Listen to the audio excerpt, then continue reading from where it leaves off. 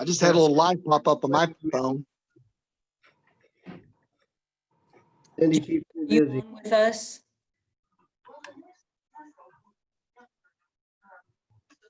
Hey, Jamie, can you hear us? All right, you guys are live. Okay. Well, since it's 5:15, we'll go ahead and get the meeting started. By the way, Scott McCauley, Vice Chairman, I'll be running the meeting tonight. Candy Sullinger, our Chairman, is with us, but because the logistics of her phone, she's asked me to run the meeting tonight, so we'll get things underway. Marcia, I assume on your screen, you can kind of see who's here, and I think we've got pretty much everybody here, so you can signify that in our official minutes for a roll call. So with that being said, we'll go to the agenda and get things started. I assume everyone's had a chance to review the July 21st meeting minutes. If so, I'll take a motion and second to approve those. So moved. Make a motion. Seconded. Okay. Who motioned and who seconded, please, for the record? I made a motion to approve. Okay. Marcia, do you need us to identify or I mean, I know you probably got everything on the screen. Do you need us to identify who motions and seconds for the record? I think Yeah, I'll be fine. I can review this again on YouTube, but I did catch that Clark didn't. Clark made the first motion, Andrew did the second. All in Okay. favor, carried. Thank Okay, you. there you go. We got it. So if we had a vote, I think we're good to go. All right, so next up, we have the review of the financial report. And Cindy, I believe you said we have a kind of a special guest to do that for us tonight. Yeah, so I usually do the review of the financial, but I asked Jamie Rouse if she would come. Jamie Rouse is our finance director, and she sure can do a better job than I can. So Jamie, I want to just introduce you, and if you'd like to do financial review, that'd be great. Thank you, Cindy. Good afternoon to everyone. I hope you can hear me okay. Thanks for having me out tonight. One thing I wanted to say is that I know that you all are aware of the COVID and how that has affected our financials. And so as we look over the financials, we always compare it over last year, but for this year, it's a little bit unique, and we compare it to what our estimated COVID financials would be too. So I want to speak a little bit about that as well. As of the end of July 31st, 2020, the total facilities for revenue was 710,303. Last year at this time, it was 1.1 million. Ball programs were 36,000 for this year. Last year, it was 61,000. For total revenue difference, you had about 1.2 million for 2020 and 1.4 for 2019. That's a difference of about 505,000, and a portion of that difference is due to the subsidy. And that's kind of what I want to talk about. When we did the COVID financials and we knew all of these things were coming along line, we had to reach out to the directors and we had to make some serious decisions. And as a result of those decisions and how much our revenue was going to decline for the year, we had to cut the subsidy for parks and public safety by 25%. We were grateful that we did not have to cut it more, but you will see a decline in the subsidy for that reason. The expenditures for 2020 for the total facilities, 844,900 versus last year at this time, 1,028,284. And then the total ball programs expenditures was 75,133 for 2020 versus 2019 of 93,000. So while yes, our revenues are declining, I want to point this out to Cindy and her staff. And we like to do this a lot because it's really important for the overall picture of the city to show how individual departments and individual teams jump in, and not only when their revenues are cut. They've done a really great job of cutting their expenditures as well. And I think that's very important to note. So the overall, you are still in the black for 2020 at 94,359 versus last year, 342,154. And I will contribute that to, they've done a tremendous job of the expenditures and keeping those down. As a result, we had to cut subsidy and the revenues have gone way down. So all in all, I did a double check. You've got a fund balance of more than 750,000 as of right now. So you're still doing okay, but I know that we have the rest of the year, and I'm not going to be a Debbie Downer because I'm looking forward to a good Christmas, although the economy is not in our favor. And I'll take any questions at this time. Thank Jamie, you, Jamie. Anybody have any questions? sorry, Scott, I was just going to say if she could better explain what she means about cutting the subsidy and how do you determine the subsidy that you can provide, Jamie? Sure. So a little bit about our process. Every year when we determine the subsidy, we go through and we have to balance the revenues versus expenditures, but we also, for Parks Department, as well as several other major funds, we have to, by code, keep a reserve. For parks, it's a 10% reserve, meaning 10% of our operating expenditures has to be held in a reserve. I am a very conservative person, and you probably have heard that many, many times, but we like to keep over and above in our reserve 4 times such as this year. And it has really benefited us in this year to have those larger reserves. And so as a balancing tool, what we do is the general operating funds, which comes from our 1% sales tax, subsidizes the Parks Department to keep it up to not only at a 0 balance, but more so at a 10% reserves. And sometimes it's beneficial to keep it up a little bit higher. So that subsidy, we calculate that based on getting that current year up to 10%, keeping your revenues and your expenditures balanced, and keeping that reserve up to a 10% level. And almost always we are conservative. Cindy is very conservative as well. And almost always those projections are much higher. And it has given us the opportunity. Last year, we started an internal service fund for parks, which means any excess over and above where we project, we were able to transfer over into that internal service fund for emergency needs for the parks, for equipment replacement, capital replacement, and those kind of things. And that has proven this year to be beneficial for us as well. Cindy, did I explain that like you wanted me to?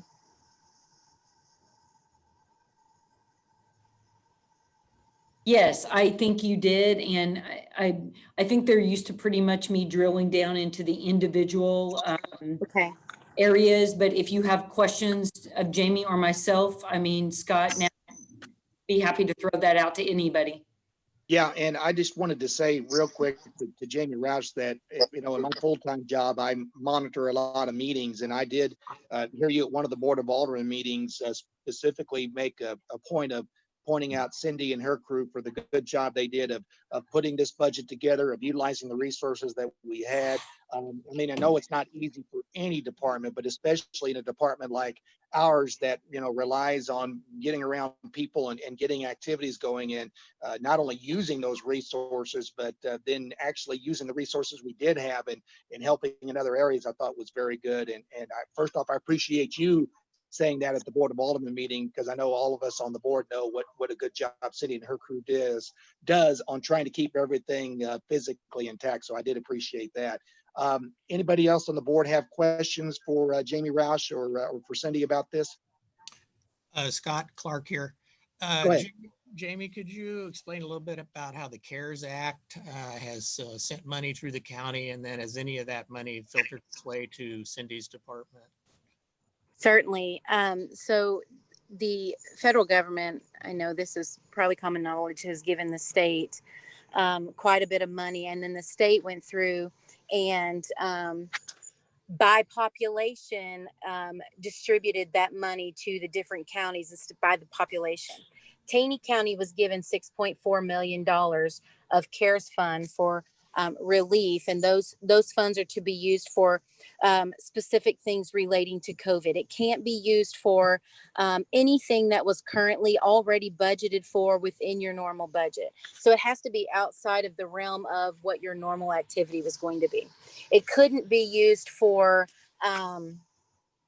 just normal expenditures. It could be used for the PPE, any sanitizing, anything that was related to COVID in any way. And so one of the things that we're doing right now the county's doing it a little bit different than some other counties have done in our state. They have gone through and divvied it up in phases. And so we applied, we sent an application, and what we did was we immediately put a project code to all of our COVID expenditures. So every department, and not just Cindy, Cindy's done a really good job. In fact, I use what Cindy sent us as a guideline for the other departments. That's how well they really look into their items and their expenditures. But I will tell you that we were able to submit the first phase, went through actual expenditures through the end of June of this year. Now, the CARES Act is very specific, and it says March through the end of December. And it's not for profit for the Taney County. It has to be not for profit that is able to benefit from those. And the government certainly applies there. So the county now has $6.4 million, and any not-for-profit agencies, government, those type of can apply for that money, and it's on a reimbursement. The CARES Act itself states any expenses estimated through the end of December. So what we did, and all the departments got together and looked at what their needs were going to be for COVID, whether it is mask related, whether it is technology related, whether it is sanitation related, any of those items that we could come up with that was not in our normal budget, that we knew that we needed to be successful in this year. We came up, we got estimates and those kind of things. Well, once the county said that they weren't going to accept estimates, but they would accept actual expenditures, we got all of the actual expenditures that we had already spent through June that were outside of our normal budget that assisted us in the COVID, and we've already submitted those. We've already been talking back and forth to Jonas with those. Jonas has been very helpful, and I believe that we'll probably get full reimbursement back for those items. Now, the second phase, I haven't been told officially because I don't believe it's been official, but I know the second phase is probably going to, I would assume, go through the next quarter. So what we're doing right now is we had a lot of technology issues that we wanted to make sure and pull our city into the current age with technology. And so we had set aside some money to be able to go through and spend some of those dollars to be able to do meetings such as we're doing right now, to be able to have cameras and meetings in our chamber count, in our council chambers. One of the other things specifically for parks is you all are aware that Cindy and her staff went out and was able to do grocery shopping for some of the ones that were stuck inside it couldn't get out. Those we did turn in for reimbursement as well, because the seniors and helping groceries and facilitating those kind of things were directly listed on the CARES Act as a reimbursable expense. And those are certainly outside of our norm. So anything that has to do with teleworking, helping others be able to cope during this time. And I think I already mentioned PPE. Those are some big ticket items that we know that we have expenditures for. Now, what we're doing currently is we're compiling all of those, and we're looking for ways to spend the money that we have so that we don't go crazy with it in the event that we don't get reimbursed, because that's extremely important. So we've compiled for the whole entire city about $300,000 worth of items that we will be submitting in hopes to get reimbursement from the county. But that's not a lot if you consider $6.4 million. But I will tell you this, one of the hardest pieces for cities and financially is the fact that they did not include revenue loss within the CARES Act. And so that was a hit to the local cities because, as you can imagine, if they don't include revenue loss, which is most cities are dealing with, then the cities such as ourselves, we cannot go out and spend money over and above our budgets. We had to slash our expenditures, not spend more in the hopes that we were going to get reimbursed. So it's a very fine line, but I think the city's pulling together as a team, and I think we're working through it. And so far we've been really, the IT department, I'm gonna give them kudos because they've really done a tremendous job of really getting our IT and our technology in place as a result of some of this money that we're going to get reimbursed for. I know I said a lot. Sorry, I probably said too much. No, that's Mark, okay. does that answer your question? It does, and it leads to one more for Cindy. Cindy, do you kind of keep up with some of the other parks departments in the area and have a relationship enough with them where you could ask to see what items maybe they've asked for reimbursement? And maybe there are some things that that you could put on the list that we hadn't thought of to help to help out with the budgeting for you. Yeah, sure, Clark, absolutely. We're very close with Republic Parks and Rec and Nixa, but literally today, I met with Jim Cartwright and Matt Lynch, not Matt Lynch, Matt Lynch, to talk about options for us, because what Jamie's basically saying is we would have to foot the bill for something not knowing we would be reimbursed. Right. So we met today on a UV lighting that provides sanitizing. So we had provided that list. There was an item, Jim Cartwright went crazy and talking about there's a $16,000, item on there that we could, if refunded or get funding from the CARES. But right now, I called Jamie today to see if we could purchase something that was $300-400, and it's a sanitizing thing that could be moved from room to room. And then we met with Jim to talk about what is our highest priority, because our highest priority is indoor spaces where you're breathing recycled air, right? As opposed to outdoor spaces. So Jim and Matt are going to come back to me from that list, Clark, and give me what their priorities are. Then I will check with Jamie to feel like if it's something she feels like we could go ahead and purchase in hopes of being reimbursed. Am I correct in saying that, Jamie? Yeah, it's spot on, Cindy. That's exactly right. So keep in mind, it has to be over and above the budget, but I know that you already know that. Yeah. So honestly, Clark, I think it's a great idea to reach out to other people as well. My sister, who's a teacher, they're using a mechanism to sanitize their room. So yeah, I think we've just got to decide what the city will allow us to go ahead and purchase, not knowing we would be refunded or not. Right. Well, I wondered whether some of the other counties, as Jamie mentioned, weren't doing the phase method. So if other counties have already been reimbursed for some of those particular items, then it seems like maybe that would be a go for you. So thank you, Cindy. I appreciate it. And a quick follow-up, does the Jamie Roush, does this kind of act like, I mean, I know there's kind of a pot of money, and you cut out a little bit, so I may have missed this. I assume there's kind of an application process to go through the county to see if these funds will work for us. There is, we went through that application process and we have to submit it by phase. So we've already submitted the first one and that ended June 30th. And we have to submit all of the documentation and the receipts and all of those kind of things behind it. Now we're just waiting on what the dates are for the second phase. And I know that I was told that there may be an amendment to the application. So we're kind of waiting on the guidelines from the county in order to know what we can submit for phase 2. Gotcha. Everybody else of the board have a question for Jamie?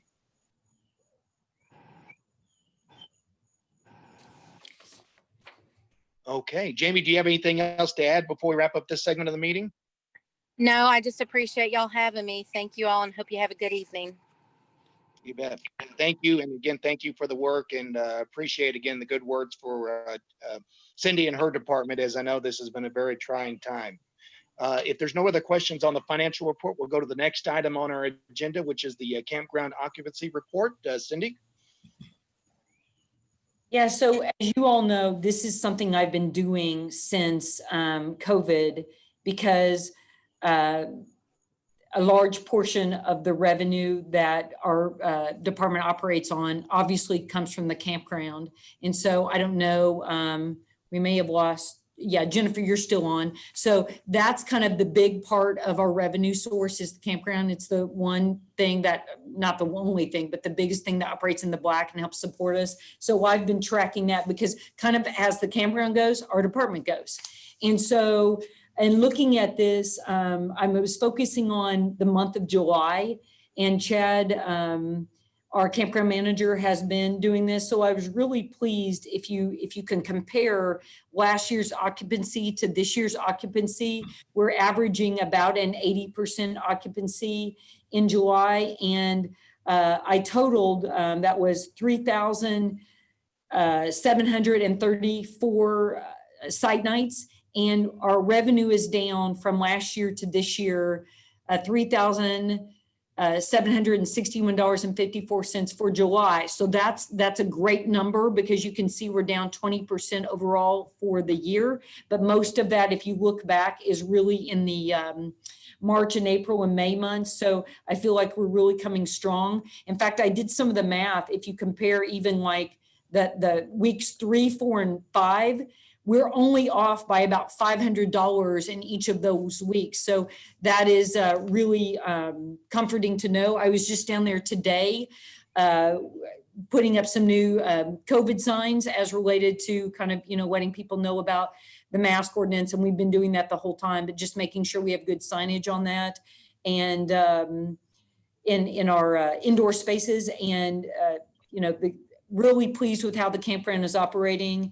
And we're hoping for a good fall. And I'll just kind of, Scott, that's my update for the occupancy. Throw it open to any questions. Well, I will tell you this, the eye test is that's a place that's on our route from our home quite often. The eye test says that the campground's they've been jumping on that this summer as everyone's been coming out. And Cindy, don't you think that with everyone kind of wanting to be outside and kind of having to group, that's actually worked to kind of help boost the campground attendance here this summer? Absolutely. If you compare that to some of our other, and we went forward this summer with some of our other pool operation and baseball and some of the other things, and those have been, fairly successful. We're off in some of that, but definitely the campground has been a big thing. I was meeting with our campground manager today and looking at the opportunity to add, other features to that, whether it's kayaks or bikes or things like that, that might produce revenue or just overall satisfaction. I reached out to a gentleman yesterday who's a teacher in Forsyth about bikes. And so we're definitely trying to focus on, Scott, anything related to outdoors right now is definitely our big focus. And the campground has been very successful, and people definitely want to be there during this time. Yeah, and it's certainly been to our advantage, certainly to have that opportunity and to see a lot of campers in there has been very great as we drive by. Is anybody else have any questions or comments on the campground report? Okay, well, hearing none, we'll go ahead and move on to the next item on our agenda, which is a parks update. Cindy? Yeah, so I've invited Jim Cartwright. He's our park maintenance supervisor. Some of you guys know him. And so since Jason is not here this month, I thought I'd bring some other people in to talk, and Jim's here to provide an update. And Jim, I'll turn it over to you. It's special guest day in the Parks Department. We've been really busy with the ball fields, and we've had a lot of tournaments come in. Surprisingly, we've been down a little bit with those guys, but we've been able to have some success there. We are in our transition period right now from basically surviving July and August to where we can actually start planning and start getting into the parks and being able to produce more maintenance in those areas. And we were able to do some mulching in the parks, the playgrounds. We mulched the Recplex playgrounds and the swings at the Recplex, and we did a little bit of mulching at Murphy Park and Iserman as well. And we hit Branson North, and we still have some more to do. And we've been using a group that uses the Recplex and the facilities quite a bit, called the Future Men. And they tore it up, man. They did a great job. They came in, they knocked it out, and did a great job mulching the parks. And it just makes it that much better because they're being utilized a lot. Especially the all-inclusive playground is getting used because, one, it's close to parking. Parents can sit in the car, watch their children, and it's right there, and it gets a lot of work. And we've been doing some playground maintenance, or some dog park maintenance as well. and we've been mulching around the trees at the dog park, trying to get those areas cleaned up that we've been kind of mowing and mowing and mowing a lot this summer. So when Cindy asked me in our managers meetings what we do, we said we mow and try to keep lawnmowers going. And that was July. It was pretty rough on that, but we were able to also do some concrete down at Sunset Park and do some concrete pads for the disc golfers. And they had that we had that opportunity to get that done, and it was completing the neighborhood grant and helping out with that. So Amy Jackson, she's been doing a lot of maintenance at the flower beds downtown, and she did some city hall work. She worked at the Recplex recently this week and was doing a lot of that. She helped us get ready for the back to school bash, which was pretty successful as well. And we've been able to keep things moving forward and the programming moving forward as well, and assisting other with First Baptist Church and that. And they actually had a successful event and they were pretty happy about it. Talked to Terry Brown about that and he was happy. We're beginning to work on Lakeside Forest again, and Amy was able to meet with the Tree Keepers program, some of the tree keepers this weekend. And Clark, you were there, I believe. So you want to expound on your meeting that you had with Amy? Sure. The tree keepers met with Amy, was that last Thursday, I guess it was, and she always has a theme for us. So we were watering was the theme. And so we spent time talking about how much watering, when to water, how to check whether it needs water. And then she assigned all the tree keepers certain parks to keep an eye on the newly planted trees. Basically, the trees have to be taken care of pretty intensely for 3 years until they get a good root development, and then they're pretty much able to survive on their own. And of course, some of the main hazards for the trees are the mowers. And I'm not speaking necessarily for our guys because, it's all switched over, but they were contracted mowers. And if you don't have protection around them, they tend to get a little wild with the mowers. And honestly, the memorial tree program, if you're not familiar with them, those trees cost about $200 a piece. And it's a great program. And if you need information on that, Amy would help with it. But, they're guaranteed for the city to keep them. And so when the trees are damaged from mowing incidents, why we are, responsible, the city is, and Cindy said to pay for some, just because the tree needed to be moved because it was in an improper place. So we've spent time for that. So all the tree keepers have been assigned some parks. So we're going to take a look at those and try to keep up the watering. Oftentimes people tend to think that in fall you don't need to do that, but honestly, you need to keep watering your trees and vegetation pretty much clear up to Halloween. It's a good way to kind of think of it at that particular point, and if you have evergreen trees, firs, those types of things, why you need to have some going on during the winter when the ground's not frozen. So kind of along that line, I wasn't bringing it up at my report, but I'll go ahead and ask Jim about that with the mowing. I do have some concerns, I guess, with when we have increased drought conditions, which are kind of starting, now basically. Whether, Jim, do you have the guys raise the height of the mowers?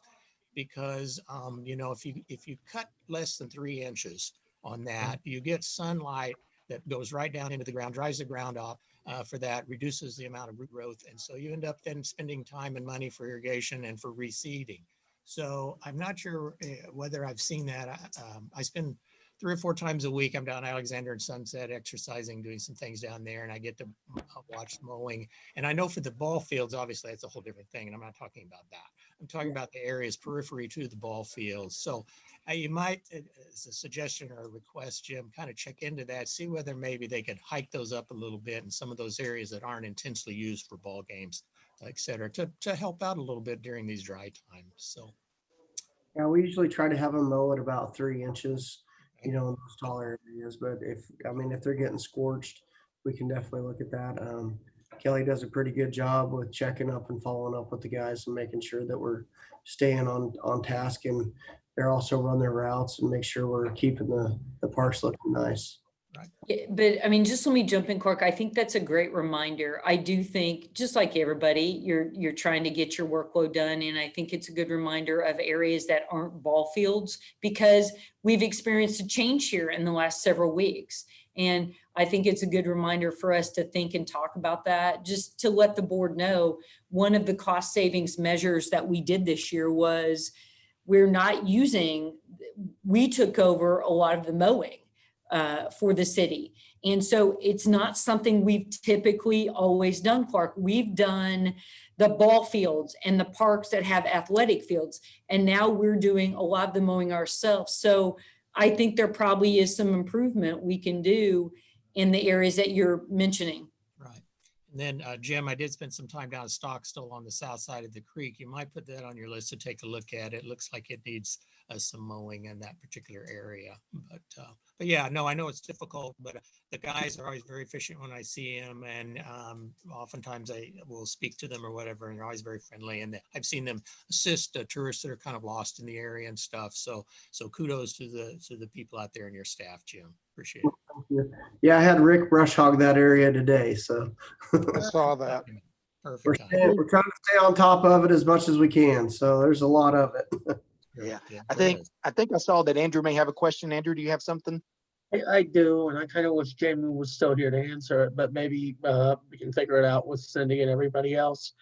If we've taken over some of the mowing from city-owned places when city did the mowing, wouldn't that be something that we could apply for COVID funds for? Because that's not something we normally do. We only did it because COVID was causing chaos. Well, I think we did it as a cost savings measure, so I'm not sure that would be applicable. It was just a kind of a business decision, but I'll certainly mention it to Jamie. I mean, basically, why we did that, Andrew, is, during the shutdown, it allowed our staff to continue to work and allow people to continue to employ our full-time staff while letting the contract go. And so I can see Jennifer and other people shaking their heads that we all can relate to different furloughs or different things that happen. So we were very grateful as city employees to give our people an opportunity to continue to work rather than lay them off. So that's kind of how that decision was made. And we continued to do that, even though we've added back a lot of our programs, just, to kind of continue to make that work and save money. Thanks. I just also wanted to add real quick too, that we're actually gearing up to get back in the parks a lot more and to control some of the stuff. Like we've got NIGARD on the schedule, and Cindy and I and Kelly. Hey, Andrew, does that answer your question there? It does. Thank you. Can you hear me? Okay.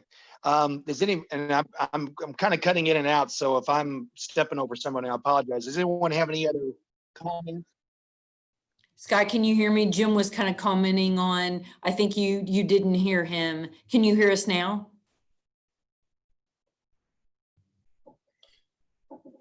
We're losing Scott. That would be a problem. Hey, Candy, you want to take over? I don't think he. Oh, yeah, there she is. Yeah, I think.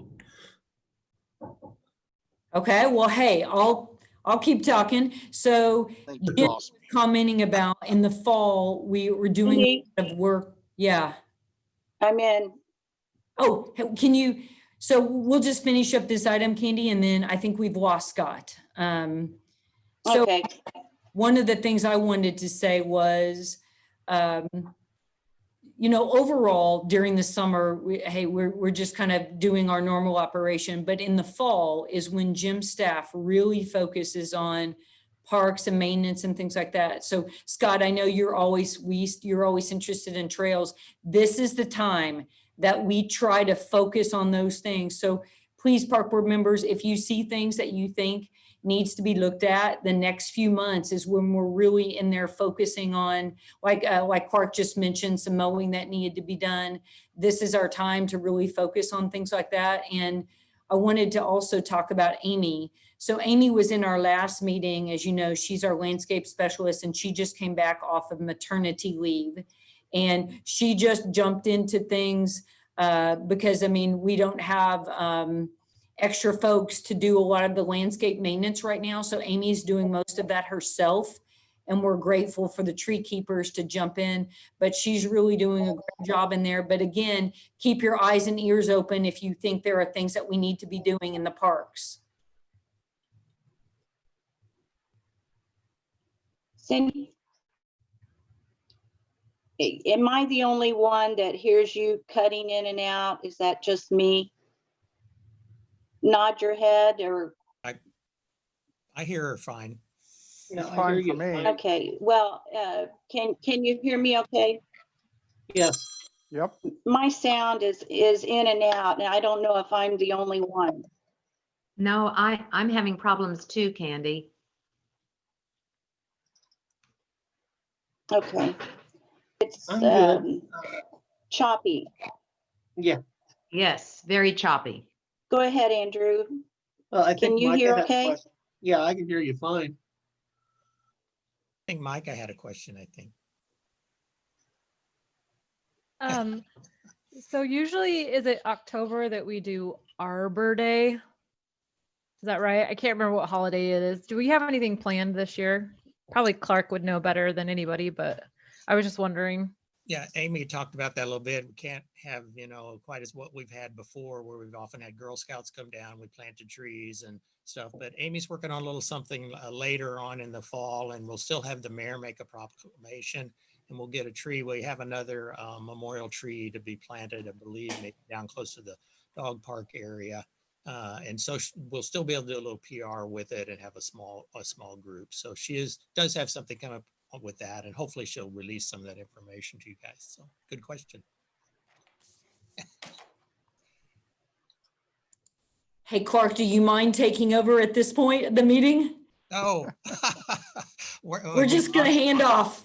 Oh, sure, that's fine. So that was a park update. So any other questions related to parks?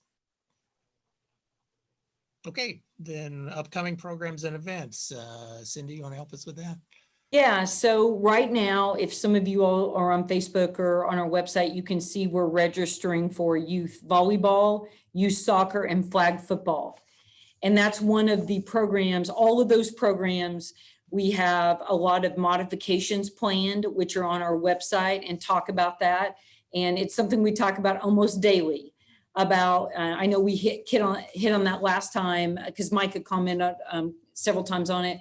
But so those program registrations are going on again with proper social distancing, possibly, masks, depending on what the ordinance is at that time, some modifications. And then there's a few other events that we're registering for right now, including the doggy swim and the garage sale. So this is a really busy time for us. In the fact that we are we're in transition time to fall events going on, and a lot of planning. We talked about last time being prepared to shift quickly if we need to shift into more virtual programming. So we have plans A, B, and C going on, but a lot going on right now as far as fall registration. Good.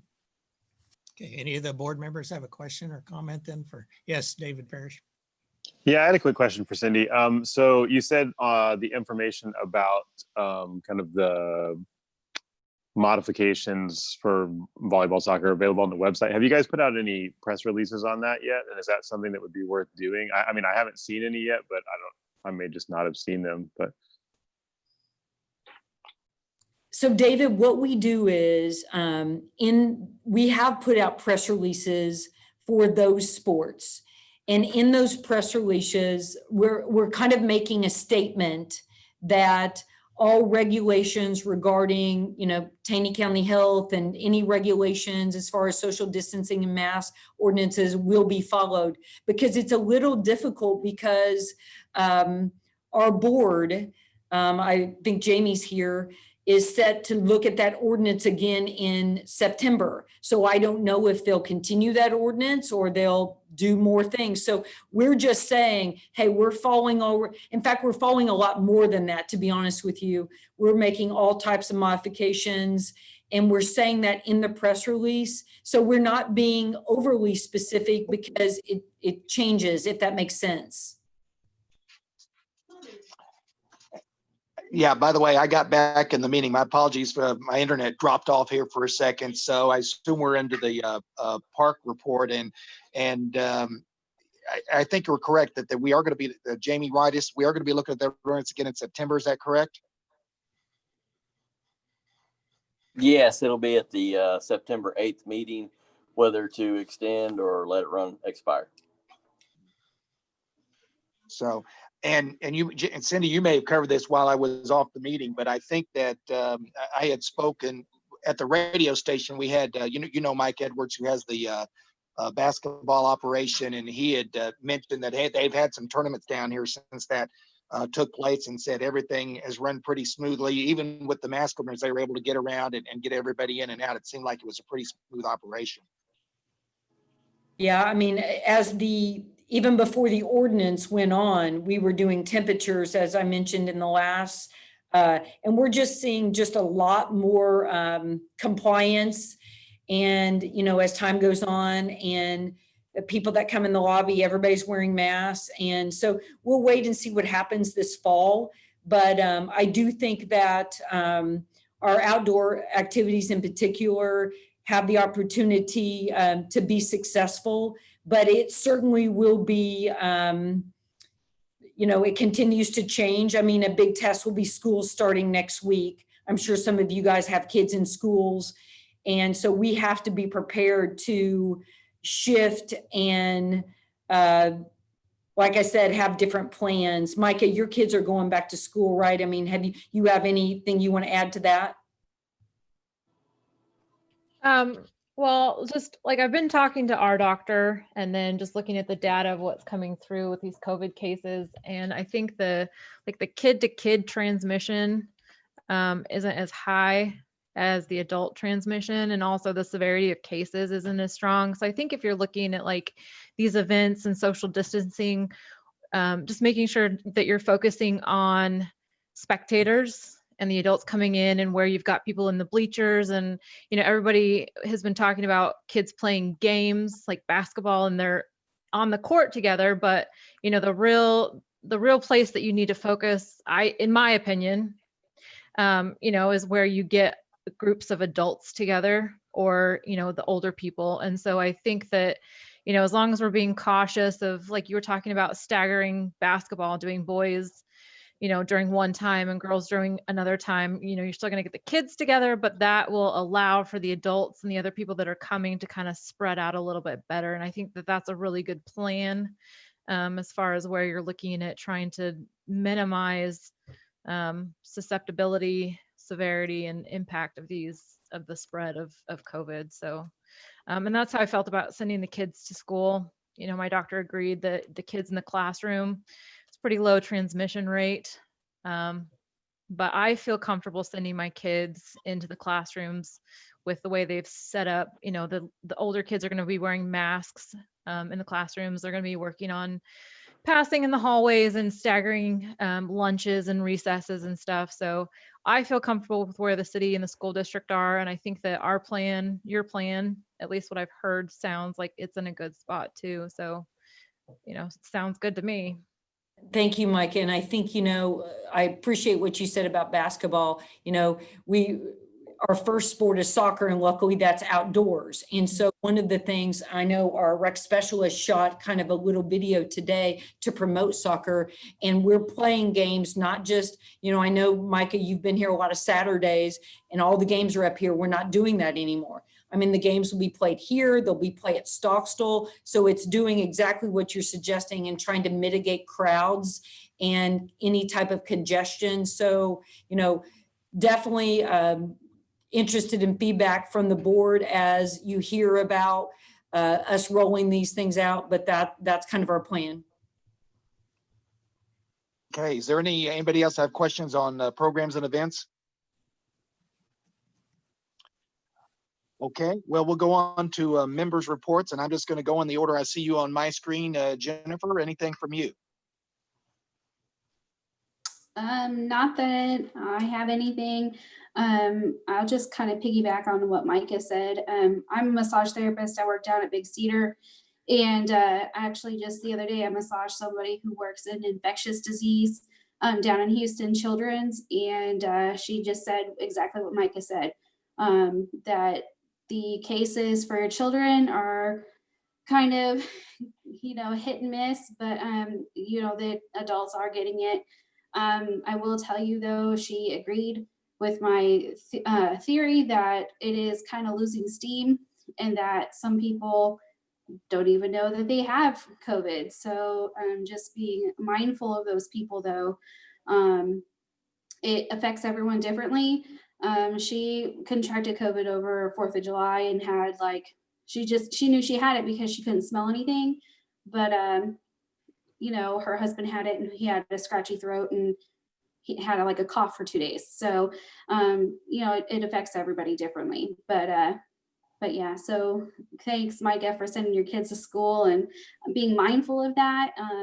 But I'm excited to see what the fall definitely holds, especially for the fall sports. I know soccer and flag football will definitely be very interesting this year. But like Cindy said, just having an A, B, and C for the indoor sports like basketball. So. Jennifer, thank you very much. Scott Weiss, you're up next. Anything from you? Nope, not a whole lot. Although, Cindy, I want to ask you, I've got actually, I'm looking at the email right now. It looks like the 12th of August or somewhere around there from the Missouri Park Recreation Association announcing a trail summit, September 22nd. I'm definitely interested in participating in that. It's a Zoom event. There is a registration fee for it, but is there anybody within the park or operations aware of that or going to participate in it in any way? I'm just interested to hear what they have to pitch on grants and various other things in helping with trail systems. Scott, I had not seen that come out, so I'll check that out. So if what's happened as park board members, I've got you listed on that Missouri Parks and Recreation information. Just some of you are probably more interested in others, so that's great. I've not seen that yet, so yes, please send it to me. And obviously, we've lost all of our funding most of our funding for any type of training, but I would love to see that. If it's something, I don't want to skirt the rules on it, but if it's something we can pay a fee for and we can be in a common location to watch it and anybody else wanted to participate, I don't mind footing the bill for it. I'm very interested in it and think it could be a catalyst to some additional ideas that maybe haven't been discussed or could be revisited from the past. So that's great. I love that you're enthusiastic about that. And yes, if you don't mind, send it to me. I don't think I've seen it, and I'll check it out. Okay. Okay. Scott, thank you very much. Let's see who I got next here. Andrew, you're up next. For once, I had Cindy answered my question before the meeting started about if they were looking for coaches for the fall. It's something I used to do years ago and something I missed. So I'm going to try and get back and doing that. But other than that, I don't have anything. Okay, nice. Thank you. Clark, do you have anything else? No, I think I covered that when I went over the tree keepers and talked to Jim about some of the heights for the mowers, etc. So thanks. Okay, great. Candy, I see you on my screen. Do you have anything?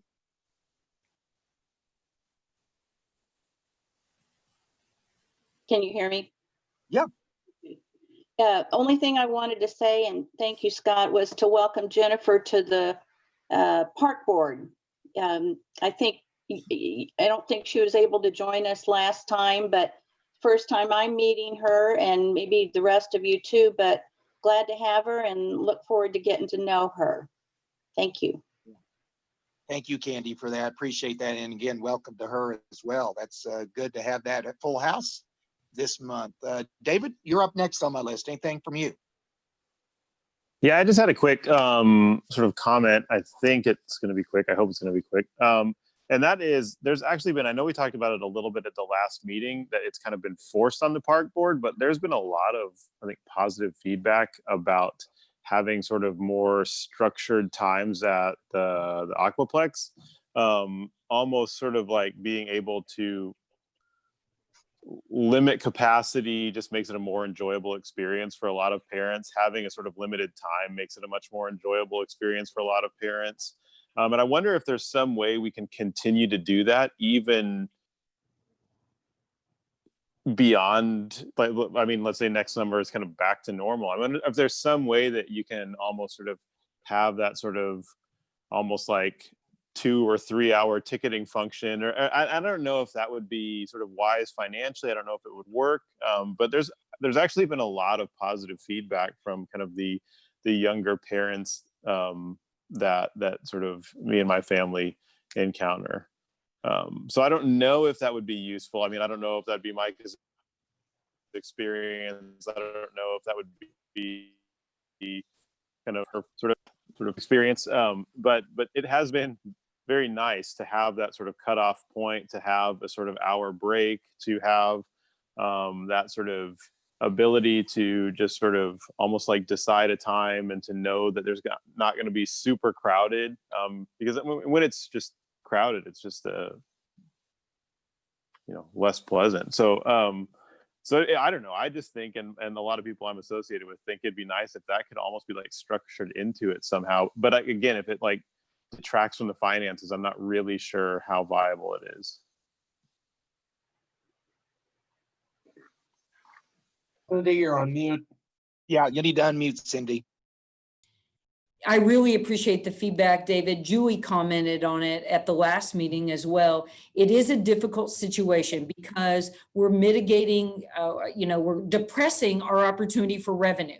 And so you really have to look at watching the expenses. So if you guys noticed on the actual financial report, our revenues as of July, we're at 55,000 compared to last year at 99,000, but our expenditures were at 57,000 compared to 100,000. So the operating difference is almost the same.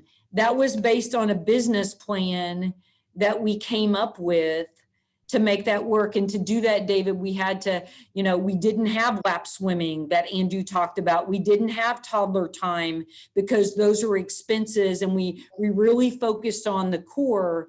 But I do think it is something we could look at. I was kind of surprised last month that Julie and some other people had commented on it. So it's certainly something we can look at and talk about. It would certainly have to work financially other than just this year. Right. So even if we, because what did you guys cap it at this time? I don't remember. Was it? It was 150. What, do you know what your like average daily attendance was prior to? I do. So we looked at that when we made our decisions, Micah, and the average per week attendance was almost, I was thinking 300. It's been a while since I visited that. Sure. And the average weekend attendance was about 400. So we had to look at how many lifeguards we were bringing on to look at our expenses, knowing what we thought our revenue, just like any business plan you would look at. But now that we have this data, it is something we could potentially look at moving forward. But yes, our average last year, we pulled some dates, was, nearly double what we're doing now. So we could, you probably could find, like, say 2 days a week, you hit a sweet spot between, a 250 or 300 cap, which would still, give everybody kind of some room, but only do it a couple days a week. But I think that, what David's saying, I've heard the same things, that, kind of having that limit on it has made a better experience. But also we're running a business, and so you want to maximize, your profits against your expenditures too. But yeah, I think that there would be some way to kind of put it all together and find something that, I don't know. Yeah, good call. Yeah, and I don't know how long we'll be going through this. So this is great to hear feedback, you know, like from David, who has young kids, and other people on your experience. And then we have to look at, hey, can we actually make that work financially more than a year and decide? Okay. Micah, did you have anything else? Okay. And David, I guess did you have anything else for us? Okay. Jamie, you're up next on our list. Oh boy. Okay. The next Alderman meeting will be well, we have one other one, but about the masking will happen on the 8th. So I know everybody, trust me, I know everybody has opinions on the masking. But it's just to let you guys know, it was, several said it would kill business, and I'll share with you the business here at Tanger last week. The traffic was up 13% to last year for the week, Monday through Sunday.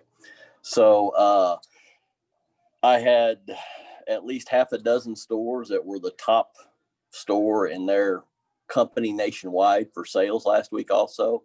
So it's coming back, folks. We're getting some, there'll be some sales tax dollars this month, trust me. So things are going good at the moment with that. Of course, we have challenges with other things too during this time, but we're getting by and business is moving forward and doing well. So I just wanted to let you guys know that.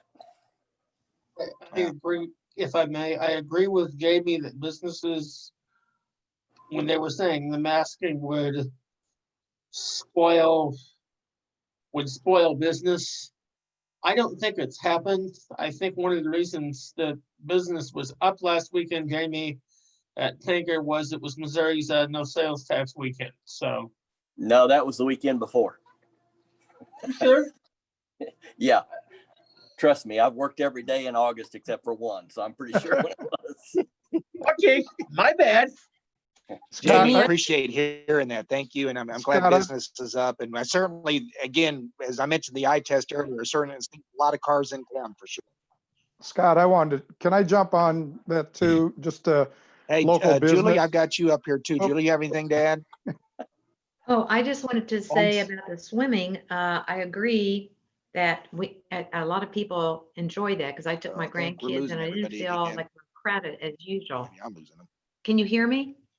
Yes. Am I on? Okay. We can And, hear you. Scott is cutting out again.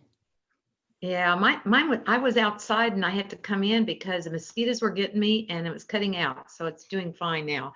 But anyway, I just thought it was a great idea. And like they said, if you can find it. And we also have to consider the COVID. A lot of parents didn't want to go to a public pool. So that kind of your counting and everything, that makes a difference too, because there were some parents that probably would have gone if it hadn't been COVID. So let's hope next summer is totally different. So that would be very helpful. Yeah, no And, doubt about that. yes. Thank you for everything too, Cindy, because I know you're doing this all you don't have Jason there by your side to kind of help out. And you're doing a great job because you have a lot to cover. Thank you, Julie. And the next meeting, we will have our new assistant director joining us. So I'll look forward to introducing you to him. And he's moving here from the southeast part of the country. And so it'll be exciting. It's hard to replace Jason. I just talked to him today and he's doing, getting ready to go back in the classroom, and he has softball practice today. So he's doing good. So he definitely has not abandoned us. He's still there for us. Great.